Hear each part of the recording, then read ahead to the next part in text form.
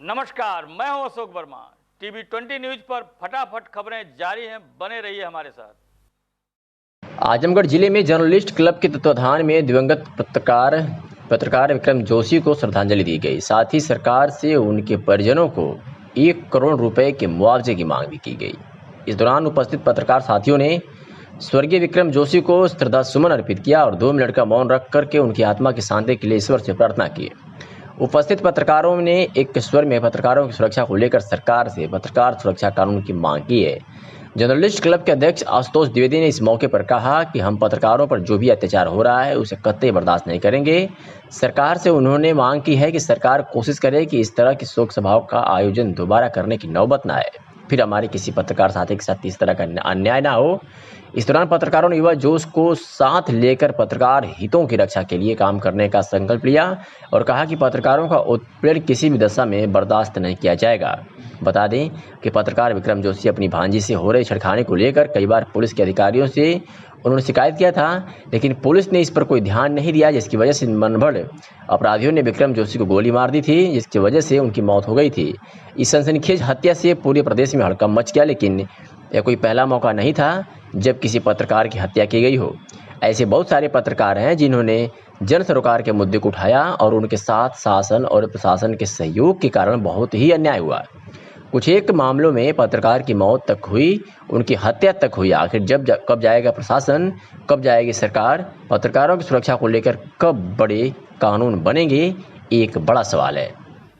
आजमगढ़ के अतरौलिया थाना क्षेत्र में आज सुबह लगभग 7:30 बजे अज्ञात बाइक सवार 2 बदमाशों ने 24 वर्षीय युवक को गोली मार दी। गोली युवक के दाएं कंधे में लगी और वही गिर गया। बता दें कि थाना क्षेत्र के भगतपुर गांव निवासी गौरव सिंह पुत्र श्रवण सिंह 24 वर्षीय आज सुबह अकबरपुर डिपो में ड्यूटी पर जा रहे थे कि पीछे से आए अज्ञात बाइक सवार 2 बदमाशों ने उन्हें गोली मार दी। गोली गौरव के दाएं कंधे पर लगी और वही गिरकर तड़पने लगा। मौके पर पहुंच सूचना पाकर थाना अध्यक्ष तरौलिया और क्षेत्राधिकारी बूढ़नपुर पहुंच गए। तत्काल घायल युवक को स्थानीय सौसैया अस्पताल पहुंचाया गया, जहां डॉक्टरों ने हालत गंभीर देख जिला अस्पताल के लिए रेफर कर दिया। घटना का कारण पारिवारिक रंजिश बताई जा रही है। फिलहाल पुलिस जांच में जुटी हुई है। कहाँ जा रहे थे भैया आप? ड्यूटी जा रहे थे। ड्यूटी जा रहे थे? क्या ड्यूटी करते हैं? रोडवेज वर्कशॉप में। अच्छा, रोडवेज में। तो कैसे गोली लगी आप? सर हम आ रहे थे, पीछे खड़े गए, उसके बाद से जो है पीछे से आके गोली मारे, घूम के देखे, फिर दौड़ाने की कोशिश किए और खड़े होके थोड़ा मतलब बाथरूम करके वैसे गाड़ी बैठे थे। तो बदमाश लोग कितने बदमाश? चलाने वाले को नहीं देखे, लेकिन पीछे वाले को हम देखे हैं। क्या बाइक से थे? जी। और कुछ किए आपके, मतलब कुछ सामान लूटे या कुछ किए, सिर्फ गोली मार के? गोली मार भाग। कोई आपसे सुनी आपकी किसी से? हाँ, पारिवारिक रंजिश बहुत दिन से चल रही है। जी। थाना क्षेत्र में गोली की घटना है, इसे क्या है सच? ये कनैला रोड पर जो अम्बेडकर नगर रोड जाती है, उसमें गौरव सिंह मोटरसाइकिल से अपने बैग को लेकर के जा रहे थे। पता चला है कि रोडवे में कोई कर्मचारी हैं, तो इनको दाहिने कंधे पर गोली लगी हुई है 12 बोर की। तो यह सौसैया अस्पताल लाए गए थे, यहाँ से इनको रिफ़र कर दिया गया है, जिला अस्पताल जा रहे हैं। साथ में सिपाही को भेज दिया हूँ। और पता चला है जो पुरानी रंजिश है, आनंद सिंह जो गौरव सिंह है जिनको गोली लगी है, इनके पिता हैं श्रवण सिंह, जो वर्तमान समय में जिला कारागार आजमगढ़ में बंद हैं। इन्होंने अपने चाचा को, इनके चाचा का नाम है राजनयन सिंह, इन्होंने 3-4 साल पहले अपने चाचा को मारा था। तो ये राजनयन सिंह के नाती हैं वेद प्रकाश सिंह। उन्होंने बताया कि वेद प्रकाश सिंह का नाम लिया कि वेद प्रकाश सिंह हमें मारे हैं। वेद प्रकाश सिंह के पिता का नाम है आनंद सिंह। वो बताए हैं कि मोटरसाइकिल से जा रहे थे, पीछे से गोली मारे हैं और मार के भाग गए हैं। तो यही नाम अभी तक उन्होंने बताया है। उन्हें फ़िलहाल भेज दिया गया है और घटनास्थल पर जा रहे हैं, देखते हैं क्या है मामला। पूरी जानकारी फिर बाद में आपको दी जाएगी। आजमगढ़ पुलिस ने एक ऐसे फैसिस्ट दरिंदे को गिरफ्तार किया है जो किशोरी के साथ दुष्कर्म करने का आरोपी है, और ये काम एसपी के निर्देश पर मुबारकपुर पुलिस ने किया है। आपको बता दें कि गिरफ्तारी के बाद जो खुलासे हुए हैं उससे सुनकर सब ने अपने दांतों तले अंगुलियां दबा लिया। दरअसल आपको बता दें कि पीड़िता व अभियुक्त दोनों ही बुनकर पेशे से जुड़े थे तथा दोनों पक्षों के मकान अगल बगल हैं। वर्ष 2019 में रमजान माह के दौरान अभियुक्त के घर पर रात में मजलिस थी। इसमें मोहल्ले की कई छोटी बड़ी लड़कियां आई थी। मजलिस समाप्त होने के बाद सभी लड़कियां धीरे धीरे अपने घर चली गई। पीड़िता जब सबसे अंत में अपने घर जाने लगी तो उसे देखकर अभियुक्त ने उसको वापस बुलाया और मेन गेट बंद कर दिया और उसे डरा धमका करके उसके साथ गलत कार्य किया तथा उसका वीडियो भी अपने मोबाइल में बना लिया। उसके बाद जब कभी पीड़िता को वो बुलाता और वो इनकार करती तो उसी वीडियो का झांसा दे करके धमकाया करता था और ये भी कहता था कि अगर तुम नहीं आओगी तो मैं ये वीडियो सबको दिखा दूंगा। इसके बाद भी जब वो नहीं आई तो अभियुक्त ने क्या किया कि उसकी वीडियो के स्क्रीनशॉट उसके घर एक मोबाइल पर सेंड कर दिया, जिसके बाद पीड़िता के भाई ने उसे देखा और उसको पूरी जानकारी हो गई। उसके बाद पुलिस थाने में एफआईआर की गई और आज पुलिस ने बड़ी कामयाबी हासिल करते हुए अभियुक्त को गिरफ्तार किया। इस बाबत क्या कुछ कहा एसपी आजमगढ़ ने, आपको सुनवाते हैं। मुबारकपुर थाने में एक पॉक्सो एक्ट का मुकदमा था, छेड़खानी का मुकदमा लिखा हुआ था। उसमें सबाब अली नाम का लड़का गिरफ्तार हुआ है। सबाब अली पे ये आरोप था कि इसने छेड़खानी की है, लेकिन जब इसका मोबाइल सीज किया गया और उस मोबाइल की फॉरेंसिक कराई गई तो उसमें ये उसके साथ सेक्स करते हुए पाया गया है, अननेचुरल सेक्स। इसलिए इसको 377 धारा में इसको जेल भेजा जा रहा है। अभी ये भी जानकारी मिल रही है कि इस तरह का इसने अपराध और भी 1-2 लड़कियों के साथ किया है। हमने टीम रवाना की है गांव में, हम लोग जा कर के ये जानकारी करने की कोशिश कर रहे हैं कि क्या और भी लड़कियां इस तरह की विक्टिम हैं। अगर ये होगा तो ये बहुत ही जघन्य अपराधी है, इसके खिलाफ कठोरतम कार्रवाई हम करेंगे। पुलिस अधीक्षक आजमगढ़ के निर्देश पर जनपद में अपराध व अपराधियों पर नियंत्रण हेतु चलाए जा रहे अभियान के तहत जनपद के विभिन्न थाना क्षेत्रों में पुलिस को बड़ी कामयाबी हाथ लगी है। जहां मुबारकपुर पुलिस ने दुष्कर्म के आरोपी गिरफ्तार किया है तो थाना रानी की सराय में पुलिस बल पर हमला करने वाले 4 नफर वांछित अभियुक्तों को गिरफ्तार करने में पुलिस ने बड़ी सफलता हासिल की है। आपको बता दें कि थाना महाराजगंज पुलिस ने अवैध खनन करने वाले वांछित अभियुक्त को गिरफ्तार किया है तो ये थाना सरायमीर का टॉप 10 अपराधी विशाल सिंह असलहा, कारतूस एवं चोरी की मोटरसाइकिल के साथ गिरफ्तार हुआ है। जिला मजिस्ट्रेट ने बताया कि 22 जुलाई 2020 को जनपद में नोवेल कोरोना संक्रमण के पूर्व परिचित सैंपल्स की जांच रिपोर्ट आने के उपरांत जनपद आजमगढ़ के राजस्व ग्राम परानपुर तहसील सदर, राजस्व ग्राम सुखपुर तहसील सगड़ी, मोहल्ला लोहिया नगर नगर पंचायत महाराजगंज तथा राजस्व ग्राम खेरीडीहा तहसील बुढ़नपुर में एक व्यक्तियों के कोविड-19 से संक्रमित होने की पुष्टि हुई है। जिला मजिस्ट्रेट ने कहा कि कंटेनमेंट जोन के निर्धारण के संबंध में दी गई व्यवस्था के अनुसार जनपद के राजस्व ग्राम परानपुर तहसील सदर, मजरा नई बस्ती राजस्व ग्राम सुखपुर तहसील सगड़ी, मोहल्ला लोहिया नगर नगर पंचायत महाराजगंज तथा मजरा कोठिया राजस्व ग्राम खेरीडीहा तहसील बुढ़नपुर का संपूर्ण क्षेत्र कंटेनमेंट जोन होगा। इन क्षेत्रों में जिलाधिकारी ने कहा कि कंटेनमेंट जोन प्रोटोकॉल का अनुपालन सुनिश्चित किया जाएगा। आज समाजवादी पार्टी के निवर्तमान जिलाध्यक्ष हवलदार यादव, विधायक आलम बदी व नागरिक मंच के पदाधिकारी जिलाधिकारी कार्यालय पर पहुंचे और राष्ट्रपति के नाम ज्ञापन जिलाधिकारी को सौंपा। मीडिया से हुई बातचीत में रविंद्र राय ने कहा कि आज जो कोई भी भाजपा के विरोध में आवाज निकाल रहा है उन्हें जेलों में बंद कर दिया जा रहा है। इसमें साहित्यकार, लेखक, राजनीतिक कार्यकर्ता, मानवाधिकारवादियों, पत्रकारों, अधिवक्ताओं व बुद्धिजीवियों की गिरफ्तारी तथा उन्हें स्वास्थ्य सुविधाओं से वंचित रखकर उत्पीड़ित किया जा रहा है। उन्होंने कहा कि विख्यात जन कवि वरवर राय को तत्काल रिहा किया जाए और उनके समुचित इलाज की व्यवस्था की जाए। वरवर राव के साथ बंद प्रसिद्ध लेखक आनंद तेल, तुंगबड़े गौतम, नवलखा सुधा भारद्वाज, शहीद भीमा कोरेगांव मामले की कथित आरोपियों को भी तत्काल रिहा किया जाए। उन्होंने कहा कि भाजपा की सरकार दामन उत्पीड़न बंद कर राजनीतिक विरोध की आवाज को कुचलने की कार्रवाई पर रोक लगाए। आजमगढ़ के बुद्धिजीवी हैं, राजनीतिक कार्यकर्ता हैं, प्रगतिशील संगठनों के प्रतिनिधि हैं। ये सारे लोग नागरिक मंच आजमगढ़ के तत्वावधान में आज देश के सभी जो सामाजिक कार्यकर्ता हैं, राजनीतिक कार्यकर्ता हैं, पत्रकार हैं, वकील हैं, जो बड़े बड़े लेखक हैं, जो आज जेलों में बंद हैं, केवल इस नाम पर कि सरकार यह सोचती है कि हमारे लिए यह खतरा है। अब व्यक्ति की स्वतंत्रता का जो हनन हो रहा है, जो सबको बंद करके जेलों में उनकी आवाज़ दबाई जा रही है, उसमें सबसे बड़ी समस्या इस समय वरवर राव जी की है, जिनकी उम्र 80 साल से ऊपर है और वह इस समय जेल में बंद हैं। उनकी तबीयत बहुत ख़राब है, उनको जेल में सुविधाएं नहीं मिल रही हैं और न उनकी रिहाई की जा रही है, न उनके परिवार के किसी आदमी से मिलने दिया जा रहा। इसी तरह से उसी केस में, भीमा कोरेगांव केस में बरबर राव के साथ ही सुप्रसिद्ध लेखक आनंद तेलतुंबड़े, गौतम नवलखा, सुधा भारद्वाज और बरराव गोंजाविल्स, अरुण फरेरा सहित तमाम जो लोग बंद हैं भीमा कोरेगांव के केस में, उनको रिहा करने की हम लोग मांग करते हैं। इसके साथ ही साथ जितने देश के अंदर जैसे कफील खान जैसे डॉक्टर हैं, बाबा साईनाथ जैसे लोग हैं, लेखक हैं, और तमाम जो सरकार की गलतियों को उजागर करने वाले लोग हैं, ऐसे देश में सैकड़ों बुद्धिजीवी और सामाजिक राजनीतिक कार्यकर्ता बंद हैं। हम ये कहते हैं कि जो लोग सरकार का विरोध करते हैं, सरकार का दायित्व है कि अपनी गलतियों को सुधारे, न कि विरोधियों की आवाज़ को बंद करने के लिए उनको जेल में डाल दे। ये नागरिक मंच आजमगढ़ आज ये राष्ट्रपति महोदय से मांग करेगा जिलाधिकारी के माध्यम से कि सरकार में जो अभिव्यक्ति की स्वतंत्रता का हनन हो रहा है, जो राजनीतिक विरोधियों को अनावश्यक जेलों में डाला जा रहा है ताकि उनकी जो आवाज़ दब जाए, कोई जनता की आवाज़ न उठा सके। जो जनता के कवि हैं, जनता के साहित्यकार हैं, जनता के लिए लिखते पढ़ते हैं, जो जनता के लिए आवाज़ उठाते हैं, मानवाधिकारवादी हैं और उनके जनता के पक्ष को न्यायालय में वकालत के तौर पर लड़ते हैं, ऐसे सारे लोगों को रिहा किया जाए।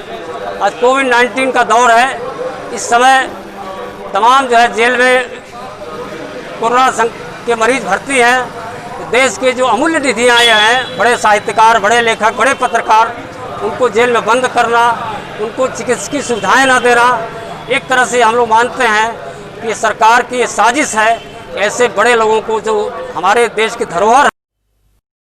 कोविड-19 महामारी से बचाव के दृष्टिगत जिलाधिकारी ने जनपद के समस्त प्रकार के कारोबार करने वाले व्यापारियों, प्रतिष्ठानों हित विशेष व्यापार संचालन प्रक्रिया निर्धारित की है, जिसका अनुपालन करना सभी के लिए अपरिहार्य है। जैसे प्रतिष्ठान पर thermal scanner, sanitiser, pulse oximeter की व्यवस्था सुनिश्चित होनी चाहिए। सभी दुकानों एवं ग्राहकों को मास्क पहनना अनिवार्य है। सोशल डिस्टेंसिंग के अनुपालनार्थ दुकान प्रतिष्ठान के सामने गोला बना हो एवं बैरिकेटिंग की गई हो। दुकान प्रतिष्ठान में एक समय में 5 व्यक्ति से अधिक लोग न हो। सभी प्रकार के कारोबारकर्ताओं को एक रजिस्टर रखना अनिवार्य होगा, जिसमें दुकान प्रतिष्ठान पर आने वाले प्रत्येक आगंतुकों का नाम, पता एवं मोबाइल नंबर दर्ज करना होगा, जिससे कि किसी भी आकस्मिकता की स्थिति में कोविड-19 के दृष्टिगत सभी प्रभावितों को ट्रेस किया जा सके एवं संदिग्ध के पाए जाने पर उसकी सूचना कंट्रोल रूम को तत्काल उपलब्ध कराया जा सके। ब्राह्मण समाज कल्याण परिषद के महामंत्री ब्रजेश नंदन पांडे के अलवर स्थित आवास पर गुरुवार को सामाजिक दूरी का पालन करते हुए लोकमान्य बाल गंगाधर तिलक एवं चंद्रशेखर आजाद जी की जयंती पर उनके वक्तव्य एवं कर्तव्य पर चर्चा की। इस अवसर पर ब्राह्मण समाज कल्याण परिषद के महामंत्री ब्रजेश नंदन पांडे ने कहा कि तिलक जी बहुआयामी प्रतिभा के धनी थे। उन्होंने एक आदर्श शिक्षक, सफल पत्रकार, दूरदर्शी राजनेता तथा महान समाज सुधारक के रूप में इस देश की महान सेवा किया। तिलक जी ने इस देश की जनता के मन में विश्वास पैदा किया कि कर्म का राष्ट्रीय फल स्वराज है। तिलक जी को स्वदेशी आंदोलन का सच्चा जन्मदाता कहा जा सकता है। गीता रहस्य नामक विश्वविख्यात पुस्तक तिलक जी ने जेल में लिखा, जिसके माध्यम से उन्होंने देश की राजनीति को स्वराज की ओर प्रेरित किया। गणेश उत्सव एवं शिवाजी उत्सव के माध्यम से महाराष्ट्र के नवयुवकों में आत्मविश्वास और मनोबल बढ़ाने का कार्य तिलक जी ने ही किया। स्वर्गीय राज मेरा जन्मसिद्ध अधिकार है, इसे मैं लेकर रहूंगा, तिलक जी के नारे ने स्वाधीनता की लड़ाई को अंतिम लक्ष्य तक पहुंचाया तथा कांग्रेस के गर्म दल के नेताओं में उनका प्रमुख स्थान था। पंडित बाल गंगाधर कांग्रेस पार्टी के बड़े नेता थे। कांग्रेस पार्टी में एक गरम दल, एक नरम दल हुआ करता था। गरम दल के नेता गोखले जी, लोकमान्य तिलक जी, लाला लाजपत राय जी और बिपिन चंद्र पाल थे। लोकमान्य बाल गंगाधर तिलक ने सर्वप्रथम यह नारा दिया कि आज़ादी हमारा जन्मसिद्ध अधिकार है और हम इसे लेकर रहेंगे। इसी क्रम में सर्वप्रथम उन्होंने महाराष्ट्र में गणेश उत्सव मनाने का संकल्प लिया, जिसके माध्यम से पूरे देश और महाराष्ट्र के लोगों को संगठित करने का कार्य किया। वो एक कुशल अधिवक्ता थे, प्रखर वक्ता थे, अच्छे पत्रकार थे और बहुत बड़े विद्वान थे। गीता में जब मांडले जेल में वो बंद थे तो जेल के अंदर ही श्रीमद् भगवद गीता का पूरा भाष्य उन्होंने गीता रहस्य कर भाष्य लिखा। देश की आज़ादी में उनका बहुत बड़ा योगदान था। दूसरे हमारे जो स्वतंत्रता संग्राम सेनानी अमर शहीद पंडित चंद्रशेखर आज़ाद थे, मात्र 14 वर्ष की आयु में 1921 में जब गांधी जी का असहयोग आंदोलन प्रारंभ हुआ, बनारस में वो विद्यापीठ में पढ़ने के लिए आए थे। लेकिन उस आंदोलन में उन्होंने भाग लिया और गिरफ्तार हुए। जब उनको पकड़ कर ले गए, अंग्रेज कलेक्टर ने पूछा कि तुम्हारा नाम क्या है, तो उन्होंने कहा आज़ाद। कहा तुम्हारा घर कहाँ है? कहा हमारा घर भारतवर्ष है। जिस पर 15 कोड़ों की सज़ा उनको दी गई और हर कोड़ों पर वह वंदे मातरम, भारत माता की जय बोलते रहे। दूसरे दिन छूट कर गए तो ज्ञानवापी मोहल्ले में उनका पूरे जनपद के लोगों ने सार्वजनिक अभिनंदन किया और वहीं से उनका नाम आज़ाद पड़ा। देश की आज़ादी के लिए काकोरी कांड, सांडर सत्याकांड जैसे बहुत से अंग्रेज़ों को मारने का काम उन्होंने किया और वह एक कुशल संगठक थे। उन्होंने एक सोशलिस्ट रिपब्लिकन आर्मी का गठन किया था, जिसके उनके नेतृत्व में भगत सिंह, राजगुरु, सुखदेव, बिपिन आदि प्रसिद्ध स्वतंत्रता संग्राम सेनानी थे, जिन्होंने देश की आज़ादी के लिए संघर्ष करते हुए अपने प्राणों की बलि दी। ब्राह्मण समाज कल्याण परिषद हर वर्ष अपने महापुरुषों की जयंती मनाता है और इस जयंती के माध्यम से हम अपने समाज को ये संदेश देना का प्रयास करते हैं कि हमारे महापुरुषों ने देश की आज़ादी के लिए अपना बलिदान किया, सर्वोच्च न्यौछावर किया। हम लोग भी अपने महापुरुषों के चरणों पर चिन्हों पर चलते हुए देश और समाज के लिए अपने को न्यौछावर करें। जय हिंद, जय भारत। पिता का नाम स्वतंत्रता, पता जेलखाना बताने वाले आज़ादी के महानायक अमर बलिदानी चंद्रशेखर आजाद के जन्मदिन पर आज भारत रक्षा दल के कार्यकर्ताओं ने नगर क्षेत्र के हर्रा की चुंगी पर स्थापित चंद्रशेखर आजाद की प्रतिमा पर माल्यार्पण कर उन्हें नमन किया। इस अवसर पर आयोजित गोष्ठी की संबोधित करते हुए भारत रक्षा दल के जिला सचिव निशित रंजन तिवारी ने कहा कि मध्य प्रदेश के भंवरा गांव में 23 जुलाई 1906 माता जगरानी देवी पिता सीताराम तिवारी के घर जन्म लेने वाले शेरे हिंदुस्तान चंद्रशेखर आजाद जीवन भर आज़ादी के लिए संघर्ष किए। जैसा उन्होंने कहा था, आज़ाद थे, आज़ाद हैं, आज़ाद ही रहेंगे, वह उसी तरह आज़ाद रहे भी। आज़ादी का यह महानायक भी अन्य क्रांतिवीरियों के साथ भारत में अंग्रेजों द्वारा किए जा रहे शोषण से काफ़ी उद्वेलित थे। इन्हें जब यह लगा कि अंग्रेज अनुरोध व प्रार्थना से नहीं जाने वाले हैं, तो अहिंसात्मक आंदोलन का रास्ता छोड़कर अपने टीम के साथियों के साथ हिंसा का रास्ता भी अपना लिया।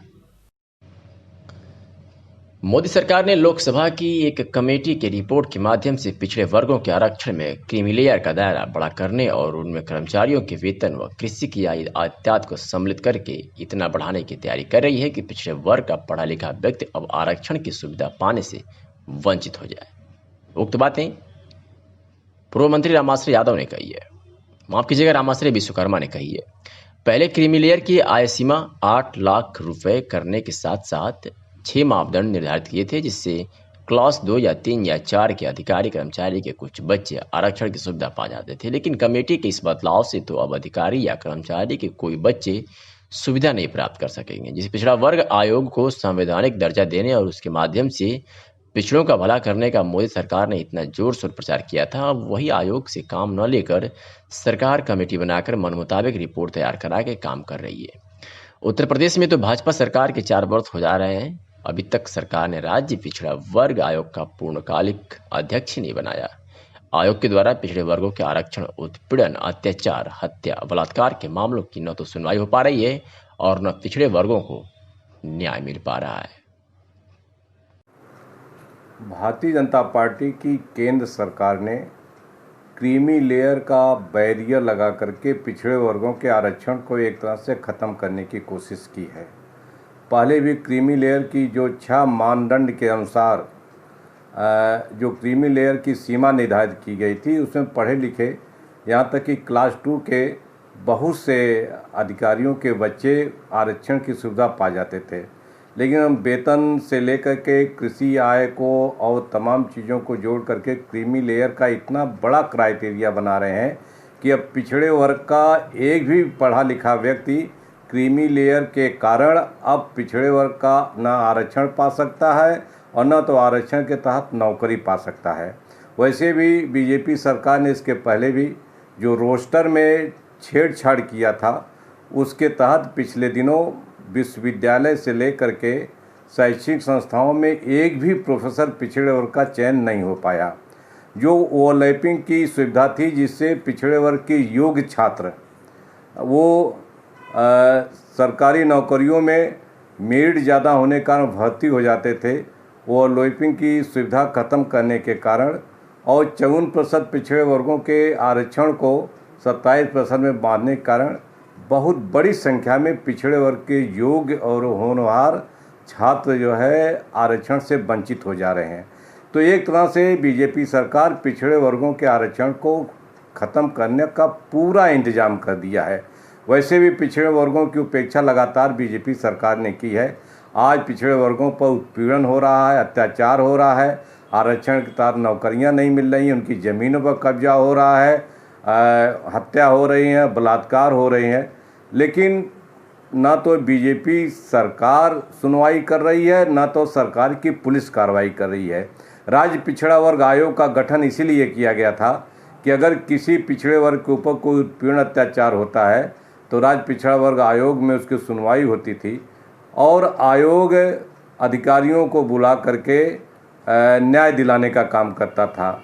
लेकिन योगी सरकार के 4 वर्ष बीतने जा रहे हैं और आज तक अभी फुल फ्लेज राज्य पिछड़ा वर्ग का आयोग का कोई अध्यक्ष नहीं बना है, जिसके कारण हजारों पिछड़े वर्ग के लोग आयोग के चक्कर काट रहे हैं और उत्पीड़न अत्याचार हो रहा है और उनकी सुनवाई न हो पा रही है, न तो आयोग से उन्हें न्याय मिल पा रहा है।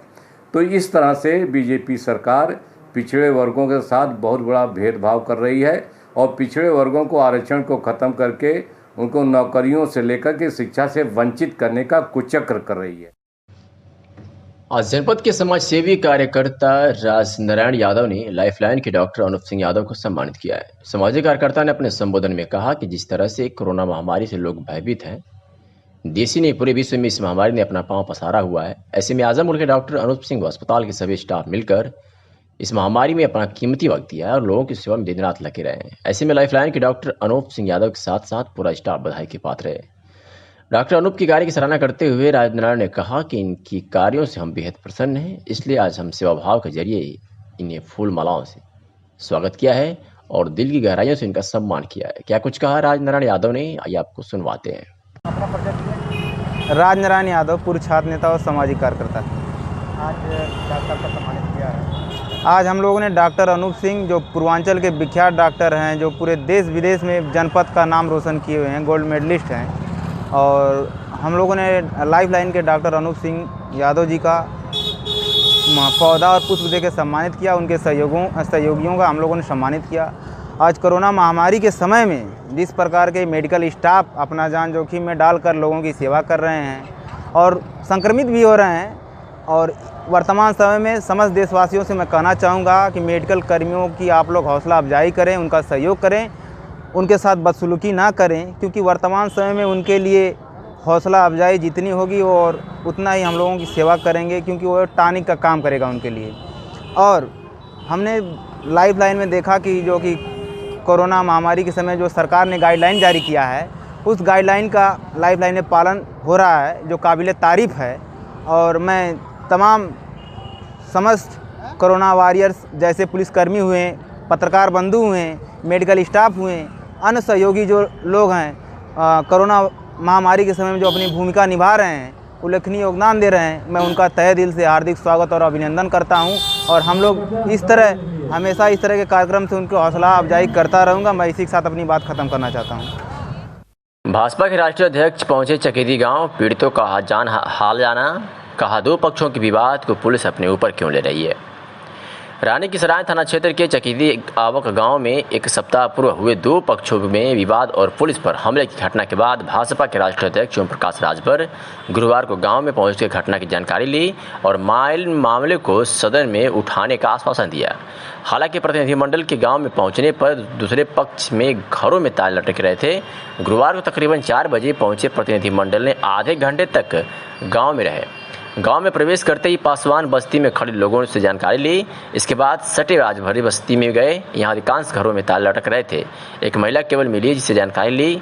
घटनाक्रम पर कहा कि आमतौर पर पुलिस से गरीब तबका दूर भागता है, ऐसे में पुलिस पर पथराव की घटना कैसे हो गई। मामले को सदन में उठाएंगे। पुलिस के भय से लोग घरों में से फरार हैं। पत्रकारों के सवाल पर कहा कि एक तरफ कोरोना संकट है, दूसरी तरफ अयोध्या में राम मंदिर का पूजन जरूरी है क्या? प्रदेश में अराजकता का बोलबाला है, प्रशासन विफल है। इस दौरान प्रदेश उपाध्यक्ष शशि प्रकाश सिंह मुन्ना, चंद्रजीत राजभर, संदीप राजभर आदि रहे। आज जानते हैं और सुनते हैं कि पूर्व मंत्री ओम प्रकाश राजभर ने अपने संबोधन में क्या कुछ कहा। देखिए, झगड़ा राजभर और पासी में हुआ। उस झगड़े को मोल खरीद लिया यहाँ की पुलिस, रानी की सराय के थाने के लोग उस झगड़े को मोल खरीद लिए। वो अगर आए तो जब देखे कि स्थिति दोनों में भयावह है तो इंस्पेक्टर को फोन करते, थाने पर फोर्स लेके आते। और पुलिस देख के गरीब भागता है।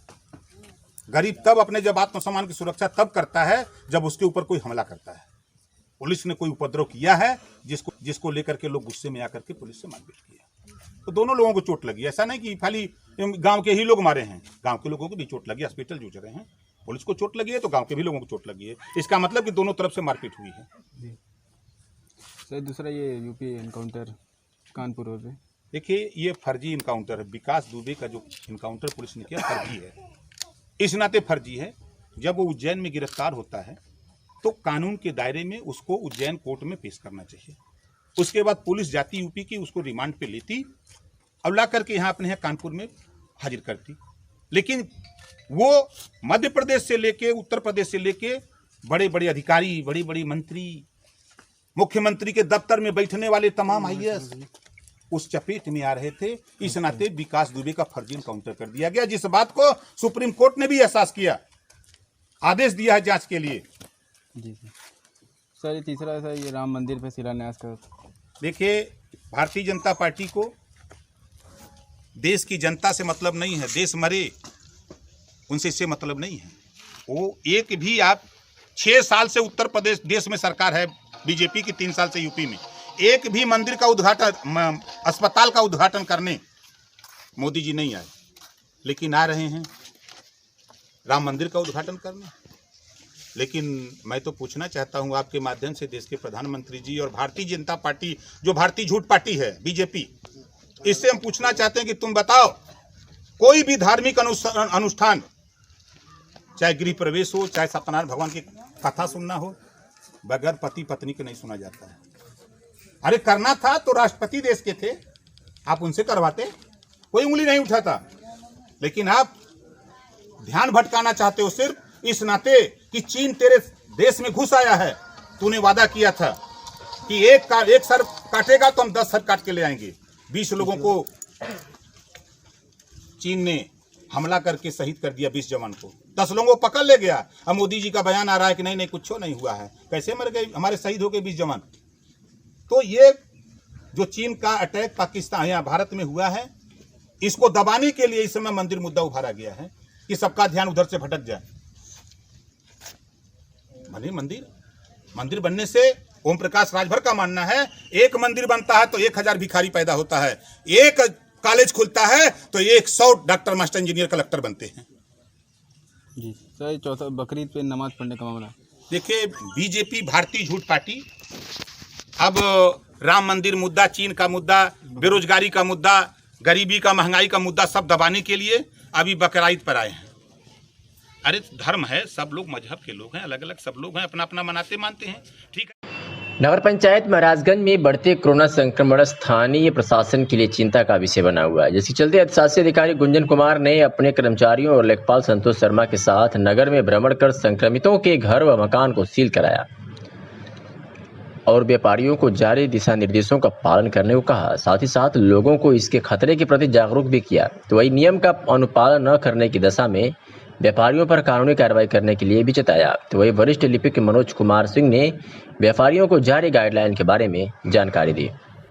अतरौलिया में निषाद पार्टी के लोगों द्वारा कार्यकर्ता सम्मेलन का आयोजन किया गया। चितौनी मैरिज हॉल में यह आयोजन किया गया, जिसमें दूर दूर से पधारे सैकड़ों कार्यकर्ताओं ने पार्टी की सदस्यता ग्रहण की। कार्यकर्ताओं ने आरती के साथ जय घोष करते हुए कार्यक्रम की शुरुआत की।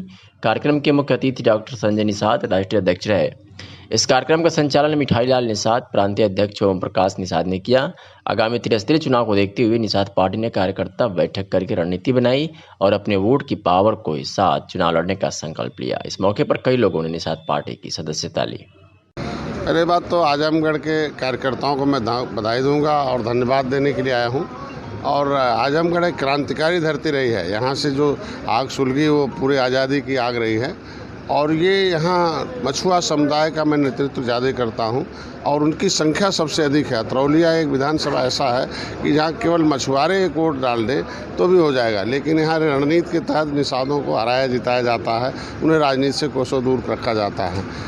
तो जिस समाज का राजा होता है वो समाज ताज़ा होता है, जिसका दल होता है उसका बल होता है, उसकी समस्याओं का हल होता है। 70 साल से लोकतंत्र की स्थापना इसलिए हुई थी कि इस देश की गरीबी ख़त्म हो जाए, क्योंकि चर्चिल ने, इंग्लैंड के प्राइम मिनिस्टर ने कहा कि every problem solve by the political party in the democracy और social organization is the sweet poison the democracy. तो जो चालाक लोग हैं वो राजनीतिक दल बनाकर सत्ता पर कब्जा होते हैं और जो चालाक नहीं है राजनीतिक रूप से, उन्हें ये लोग सामाजिक संगठन में बजा के रखते हैं और उन्हें बर्बाद करते हैं। मैं इन्हें अभी आज के कोरोना के समय इन्हें बताने आया हूं कि political power is the strong then the God power. आज के दिन में राजनीतिक शक्ति जो होती है वो भगवान की शक्ति से ज़्यादा शक्तिशाली होती है। सारे गुरुद्वारे बंद हैं, गिरजाघर बंद हैं, भगवान के सारे दरबार बंद हैं। कानून की कलम से चलता है देश, कानून से पैसे आते हैं, कानून से हैं। मैं इन्हें ही बताने आया हूँ कि देख लो, आपसे 100 गुना दलदल में रहने वाले दलित समाज जो था वो देखो अपने एक नेता, एक झंडा, एक नारा स्वीकार कर लिया और एक कैडराइज करके रीच द वोटर और टीच द वोटर, उन्हें वोट के पास कैसे जाना है और वोटर को क्या पढ़ाना है। ये बस 2 मुद्दा था और 2 मुद्दा नीला झंडा टोपी लिया, क्योंकि जब तक वो 2 पंजा का टोपी लगा रहा था तो 2 पंजा सुबह शाम खा रहा था। आज जैसे अपनी पार्टी का टोपी लगा लिया और सदन में पहुंच गया तो जो संविधान में जो हिस्सा था, कभी उनके पुरखे कभी पाँव में रहते थे और टोपी झंडा लगाते ही पावर में आ गए। मैं इन्हें सिखाने आ रहा हूँ कि आपका वोट झुआ भर है और पौआ वाले राज कर रहे हैं जिनका वोट पौआ भर है, क्योंकि आपके झुआ भर वोट पर पौआ के लिए भी लगा है। 70 साल से इन्हें कहा जाता है कि दारू पीने वाली जात है, ये वोट ऐसे डाल देते हैं, इन्हें कुछ नहीं चाहिए, केवल दारू चाहिए। तो मैं इन्हें आज बताने आया हूँ कि 5 साल केवल आपके यहाँ पौआ बढ़ता है और 5 साल वो पावर में रहते हैं। तो अपनी झुआ भर वोट पर पार्टी का लेवल लगा दोगे और पावर में आ जाओगे तो फिर आज के दिन में ये समस्या आपका सॉल्व हो जाएगा। तो मैं ही केवल बताने आया हूँ। निजामाबाद थाना क्षेत्र के परसहा गांव में एक हैरत अंगेज मामला सामने आया। यहीं के रहने वाले अयूब उर्फ लल्लू अपने घर के दरवाजे के अंदर अपनी मोटरसाइकिल रात में खड़ी किए थे। सुबह रहस्यमयी परिस्थितियों में घर से 500 मीटर दूर सड़क पर उनकी मोटरसाइकिल जली हुई मिली। उन्होंने तुरंत इसकी सूचना निजामाबाद पुलिस को दी। सूचना मिलते ही चौकी प्रभारी फरियां रत्नेश दुबे मौके पर पहुंच गए और मामले की जाँच कर रहे हैं। गाड़ी घर से कैसे निकली और किसने जलाया, पुलिस इन सारे सवालों के जवाब ढूंढने में जुटी है।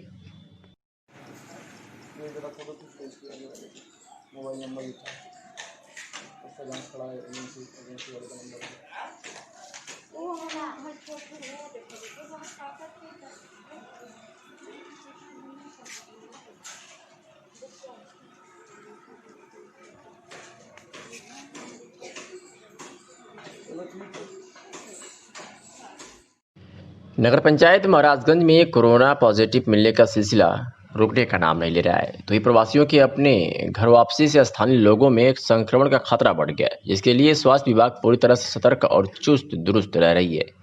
इसी क्रम में मिठाई व्यापारी का लड़का कोलकाता से 19 जुलाई को घर आया था, जिसकी तबीयत खराब होने से घर वालों ने स्वास्थ्य केंद्र महाराजगंज को सूचित कर टेस्ट करवाया। परिणाम स्वरूप पॉजिटिव मिलने से चिकित्सा अधीक्षक डॉक्टर प्रवीण कुमार चौधरी ने उसे आइसोलेशन सेंटर भेजते हुए उसके पूरे परिवार व अगल बगल के परिवार वालों का सैंपलिंग कर उनको होम क्वारंटाइन कर दिया। साथ ही साथ लोगों को इसके खतरे के प्रति जागरूक भी किया।